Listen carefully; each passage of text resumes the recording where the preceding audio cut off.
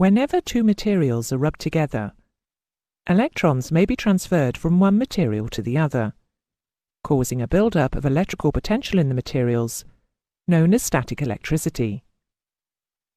This applies to the airframe of an aircraft as it rubs against the atmosphere that is flying through.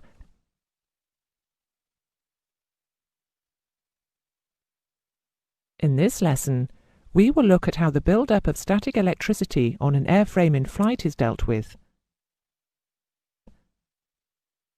And we will discuss how the build-up of static electricity in refueling equipment is prevented.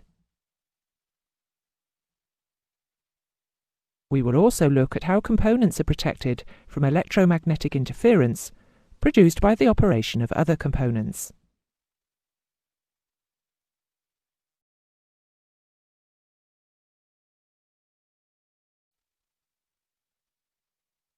The airframe of an aircraft in flight collects electrons from the atmosphere and gains a static electrical charge as it flies through the air. If different parts of the airframe have different levels of static electrical charge, then there is a possibility of a spark being generated between them, leading to the danger of a fire or even an explosion. Any static electrical sparks will also cause interference in the form of static noise or crackling in the aircraft's radio equipment. In order to prevent these problems, all pieces of the metal structure of the aircraft and all components in the aircraft are linked by flexible wire strips. This process is called bonding, and it provides an easy path for electrons to move from one part of the airframe to another, thus maintaining all parts at the same potential.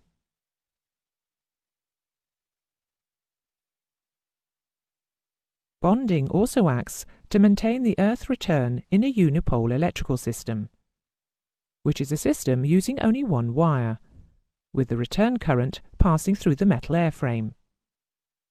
The unipole system is fully described in another lesson.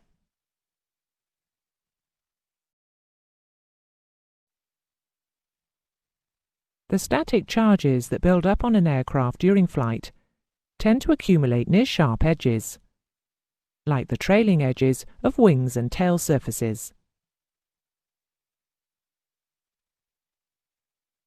A static discharge system, consisting of components known as static dischargers or static wicks, is fitted to reduce the build-up of static electricity on the airframe. Static wicks are fitted to the trailing edge of the aircraft control surfaces and the tips of the wings and the tail. The purpose of the static wicks is to provide a conductive path for the excess electrons to flow or leak from the aircraft back into the atmosphere. This transfer of electrons reduces the charge on the aircraft's skin and structure, thus reducing the possibility of interference in the aircraft's radio equipment. Static wicks are fabricated with a wick of wire or a conductive element on one end, which provides a continuous low-resistance discharge path between the aircraft and the air. Static discharge wicks also provide another important safety benefit. In the event of a lightning strike, an aeroplane is designed to conduct the excess electricity through its skin and structure to the wicks, to be safely discharged back into the atmosphere. Though this massive electrical charge often burns or melts the wicks, these devices are simple and easy to replace. Remember though, static wicks do not prevent lightning strikes. They simply help to mitigate the effects.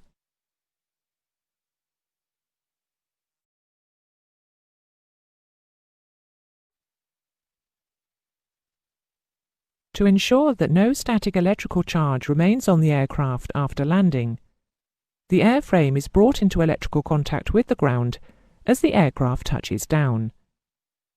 This is achieved by using tyres which contain a high proportion of carbon in the rubber. The tyre and wheel are in contact with the airframe via the wheel bearing, and any static charge is dissipated to Earth on touchdown.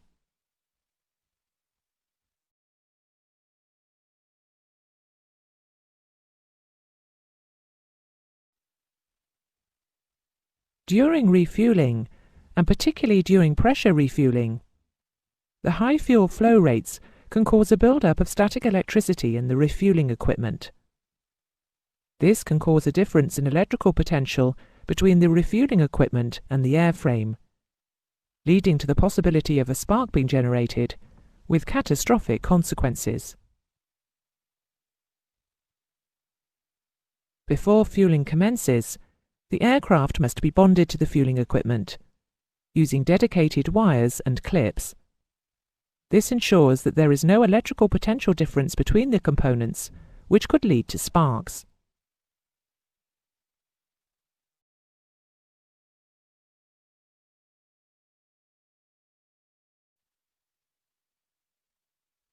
Static electrical charges, radiating from the sparks produced by the constant switching of certain electrical equipment, create interference in radio circuits. This interference is overcome by fitting interference suppressors, usually capacitors, in the cables connected to the source of interference, and by total enclosure of the cables in a continuous metal sheath. This is known as screening. Screening is required for ignition systems, DC generators and motors with commutators,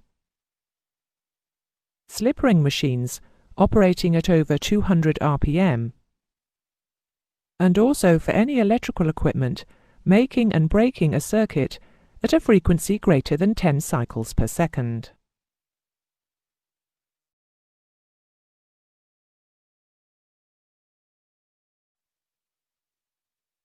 That is the end of the lesson. The important points to remember are that bonding of the airframe components reduces the possibility of interference in the form of static noise or crackling in the aircraft's radio equipment,